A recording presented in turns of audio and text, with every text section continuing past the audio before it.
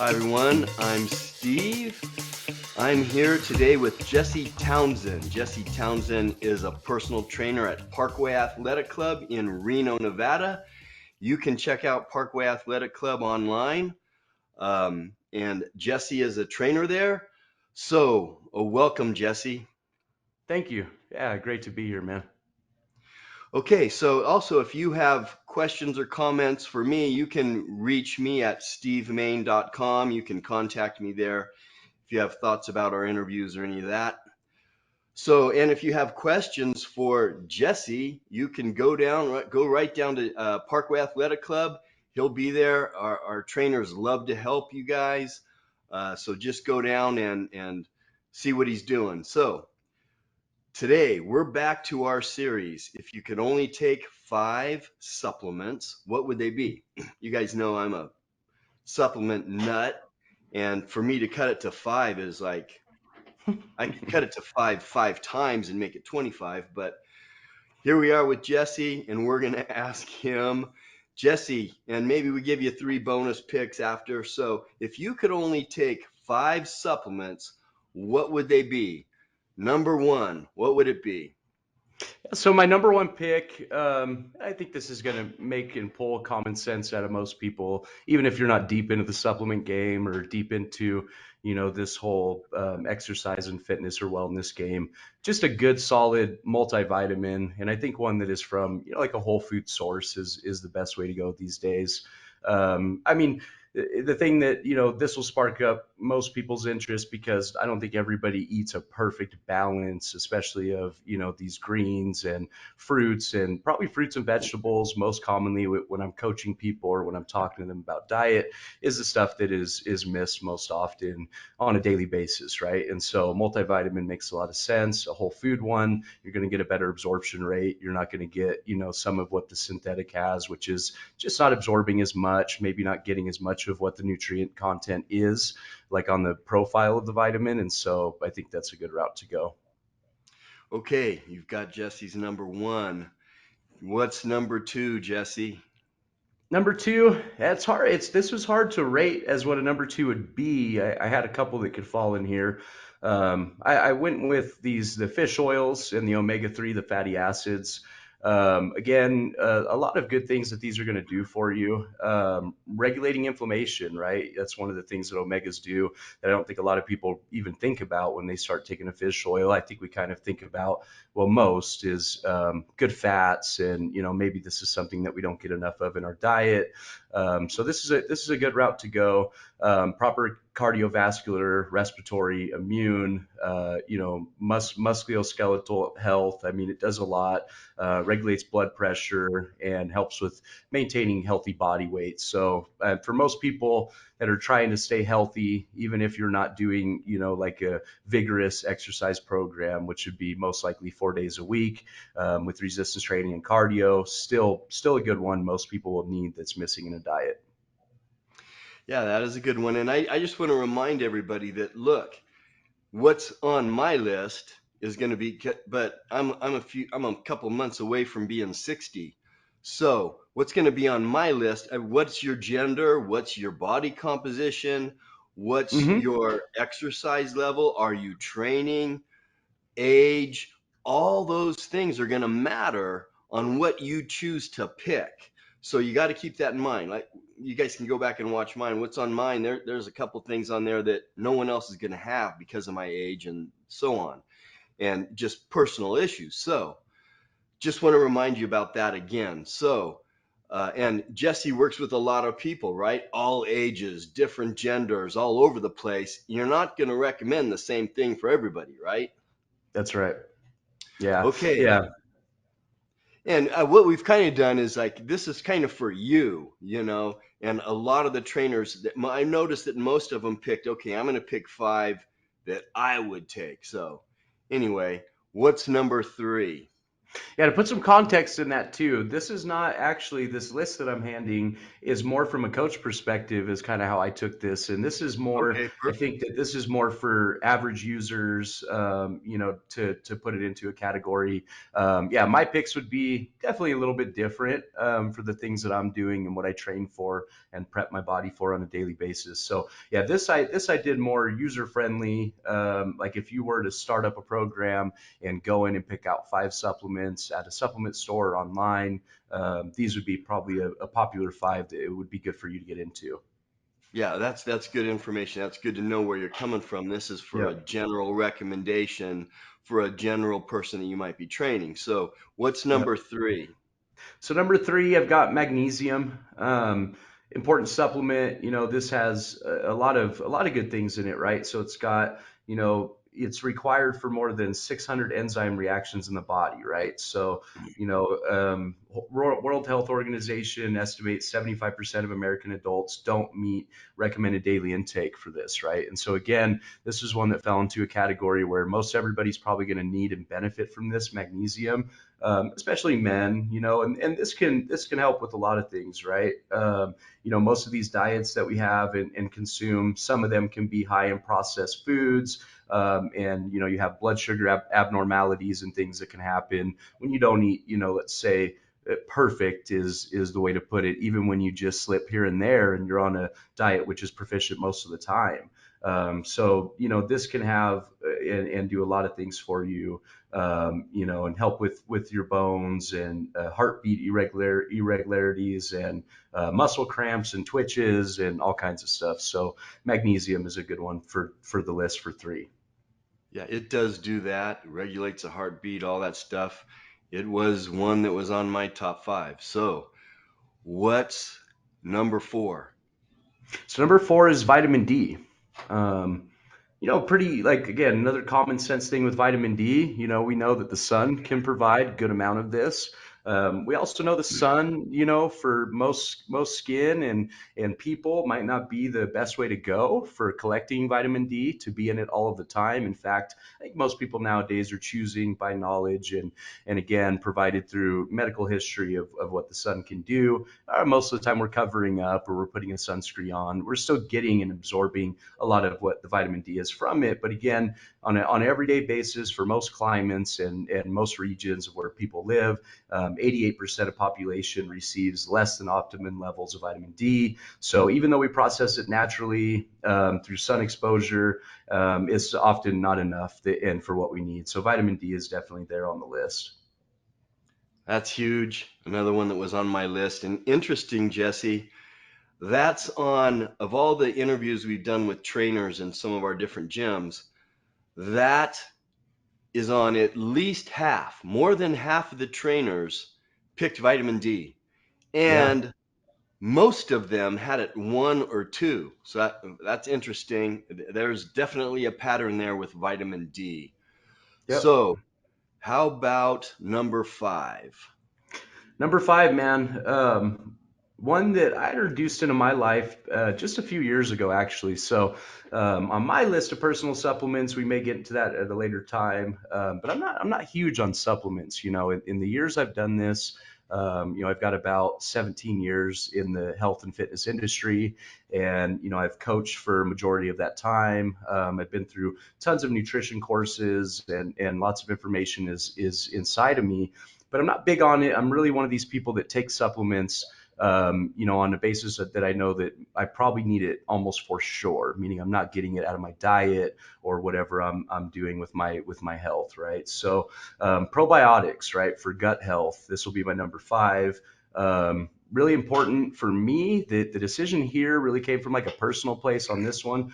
Probiotics is one that I've taken within the last years that did make a difference in how regular my body is and just overall, feeling and even well-being in some places. I think it changed, a perspective from, not that I felt bad, but I could just tell that my gut health needed a little bit more help. I've done high protein diets for a long time and taken in tons of different types of foods, and that's just a natural thing. We need that balance between good and bad bacteria, and probiotics can help to provide that. You can get up to billions of cultures in these things, and you're not going to get that from food sources on a daily basis. So this one definitely makes sense for the list. Yeah, and again, a lot of the trainers, we said supplements, so not vitamins. I mean, there's a difference there, and a lot of the trainers picked, multiple vitamin was common, but also different things that aren't necessarily vitamins or that type of a pill or anything like protein powder, amino acids. Stuff like that. So there's some pretty interesting picks. So Mhm. we're going to give you three bonus picks, Jesse. What's your first bonus pick? So my bonus pick, personal perspective, and when I coach, man, when I look at diets, again, another thing that is usually lacking, and on a macronutrient level, is protein. You kind of just named it, right?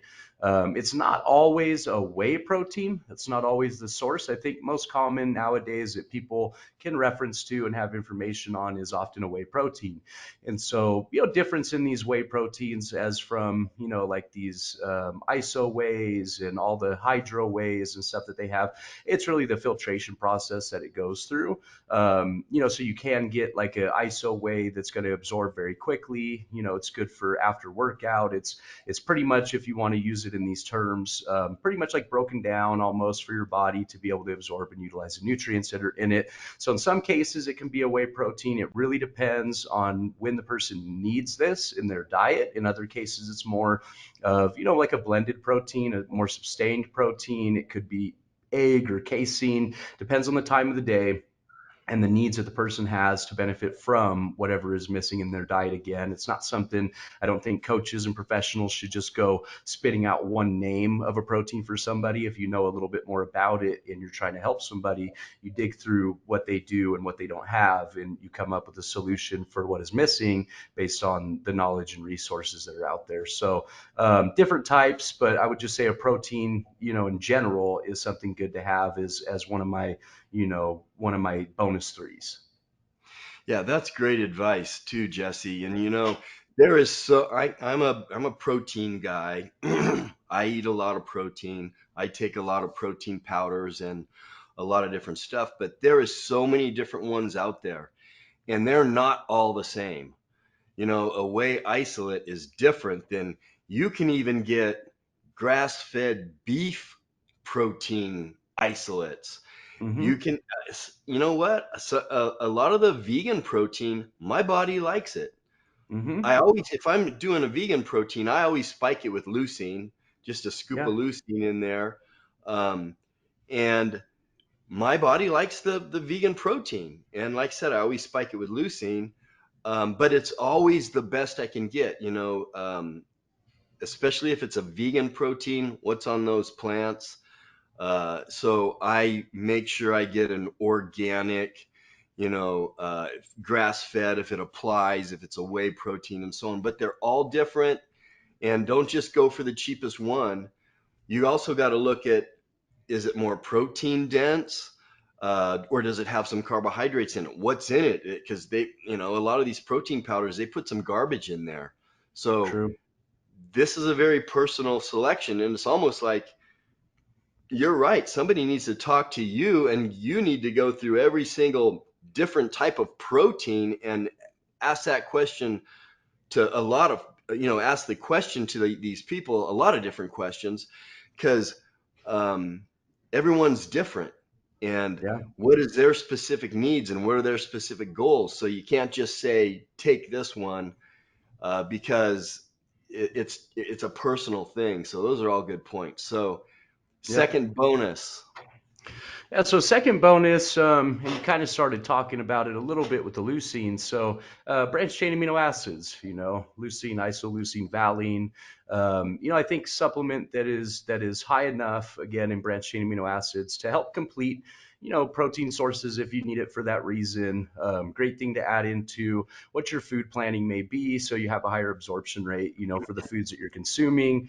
I recommend it a couple of different ways for people. Again, based off of needs, and like you just hit on, man, needs analysis for people can put you on such a higher level coming from a professional like myself that has knowledge and has actually, not just read it out of books, but for time has studied people and, seen what changes have taken place based on recommendations and things that you've had them do over years of different trials, right? And so what I came up with, like for branch chains, is through that process that people need it again at different spots for different reasons. Some people, if they have a diet that is a plant-based diet, we know nowadays the plant-based diet has taken off quite a bit. I mean, everywhere you go now, you see it marketed pretty heavily.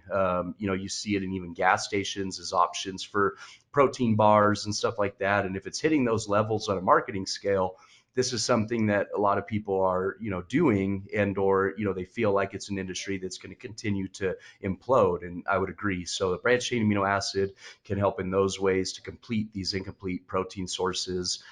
Having the branched chain is what makes that possible. And then again, absorption rates, if you're having foods that maybe just aren't high enough, or you have, let's say, issues with, different kidneys or, things like this, and you're not supposed to have, doctor recommendation says, a diet that is really high in protein, you can supplement again with branched chain amino acid and just cut down on how much protein your body actually has to process through and add this one in. So different ways, different reasons, but that would be another one I would add in. Well, another great one, especially for me. I'm a big amino acid guy. I have been ever since I was in college. And you made some good points. Someone who's vegan, if they're Mm-hmm. eating a pea protein or a vegan protein, that is not the same protein profile. It does not have the same amino acid ratio in it. So, um, it if you're eating a vegan protein and you throw in those branched chain aminos are three amino acids that are found in animal products, but you're taking them in a singular form. So you're not eating meat or eggs or anything, but you're bumping up those branched chain aminos, which are low in a vegan protein or in a vegan diet. You Yep. don't get them. Now, personally, I do the essential amino acids, which is all that some people say nine, some people say eight. I've even heard 10. But those Mm-hmm. essential amino acids, that's what I do. So if I take a vegan protein, again, I'll take a scoop of essential amino acids with it to make sure that I'm getting that amino acid profile or that protein chain more to look like what my body needs. So again, it's a personal thing and what people need. So you got one more bonus pick, Jesse. What is it? Yep. So the last one that I want to put in there is one that, I know it's very should be familiar to most, and it's been out and around for quite some time. And so the choice here is glutamine. For most people I have that I train and I coach, and this isn't particular to levels of athleticism or advanced eating habits or anything like that. Glutamine is just a resource that is hard to get out of the food sources that we commonly eat, and even there more out of the food sources that are healthy for us. It's found in some red meats and things like this, but we're commonly not eating enough in bulk of these things. And again, you kind of tip over that line if you do choose to eat a lot of them to get this resource out of it. Probably not going to be the healthiest lifestyle diet choice that you're adding in.